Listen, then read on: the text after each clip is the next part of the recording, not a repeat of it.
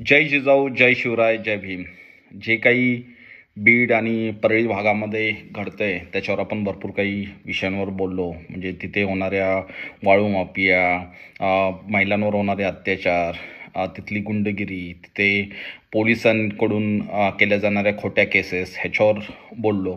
पण आज आपण महसूल खातं आणि ज्या पद्धतीने जमिनी हडपल्या जातात तिथे त्याच्यावर बोलू. हा जो विषय आहे तो हा विषय असा दाखवला जातो की मराठा वर्सेस वंजारी जातीवादातून हे झालेलं आहे. तसं काही ते सत्य नाही आहे. पहिली गोष्ट म्हणजे की मुंडे परिवाराकडून सगळ्यात जास्त पीडित जर कोण असेल तिथे तर तो वंजारी समाज आहे. आणि सगळ्यात जास्त खून जर कोणाचे झालेले असले तर ते वंजारी समाजाचे झाले. पण नुसता वंजारी समाज नाही तर आज मी म्हणेन की हिंदू खत्रीमध्ये तर देवस्थान आणि महार वतन याच्या जमिनी कोणी बळकावू नाही शकत. माझ्याकडे एक केसचे डिटेल्स असे आहेत की राजाभाऊ फड नावाच्या व्यक्तीने हायकोर्टामध्ये केस केली होती. एक मठ होता आणि त्या मठाचे अधिपती यांचं निधन झाल्यानंतर त्यांच्या पुत्राचं नाव त्या प्रॉपर्टीला लावून ती 44 एकरची एक जमीन आंबेजोगाईच्या पूसमध्ये असणारी एक 44 एकरची आणि एक 17 एकरचा पीस आहे. म्हणजे 61-62 एकरची त्या दोन्ही जमिनी मिळून होतात.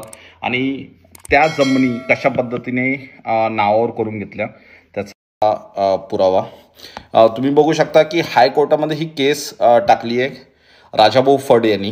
राजाभाऊ फडनी versus state department of Maharashtra principal secretary SP-चंही नाव घेतलेलं आहे, डेप्युटी SP-चं पण नाव घेतलेलं आहे, पोलीस इन्स्पेक्टर, म्हणजे हे सर्व सामील आहेत. अशा पद्धतीने त्यांनी ती केस केलेली आहे. धनंजय मुंडे, त्याच्यानंतर 5व्या नंबरला त्यांची बायको राजश्री मुंडे, त्याच्या खालोखाल वाल्मिक कराड यांचं नाव आहे, त्याच्या खाली सूर्यभान मुंडे आणि 10व्या नंबरला नाव आहे चंद्रकांत सन ऑफ रणजितगिरी. हे जे रणजितगिरी होते त्यांचा मठ, ती जमिनीचे डिटेल्स आपण बघू. बेडापूर पोलीस स्टेशन. ओके, हा जो मठ आहे तो बघू शकतात की ॲड्रेसिंग 17 एकरचा तिथे एका ठिकाणी 17 एकर 24 गुंठे आणि दुसरा आहे 44 एकर 20 गुंठे, म्हणजे 62 एकरची जमीन होते. आणि तालुका आंबेजोगाई आणि विलेज पूसमध्ये ती जागा आहे. बलकवडी बुवा महाराज म्हणून बुवा मठ यांची ती जमीन आहे.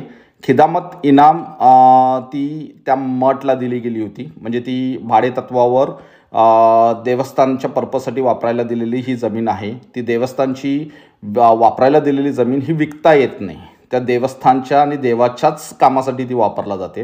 आणि ती रणजितगिरींचं मृत्यू झाल्यानंतर त्यांच्या मुलाचं नाव ॲड केलं आहे. आता त्यांची जबरदस्ती घातलं आहे का त्याला धमकवलं गेलं आहे आणि ही जमीन त्यांच्याकडून विकत घेतली आहे अशी ती दाखवण्यात आलेलं आहे. तर विकत नाममात्र ह्याच्यासाठी घेतलेलं आहे. ते एक शुगर कारखाना बांधायचा आहे म्हणून त्याच्यासाठी फॉल्स हे करून कोर्टाने हा निकाल दिला आहे की ही गव्हर्नमेंटची प्रॉपर्टी ग्रॅब केलेली आहे म्हणून सांगितले. Government property and selling of the government property and government property is grab.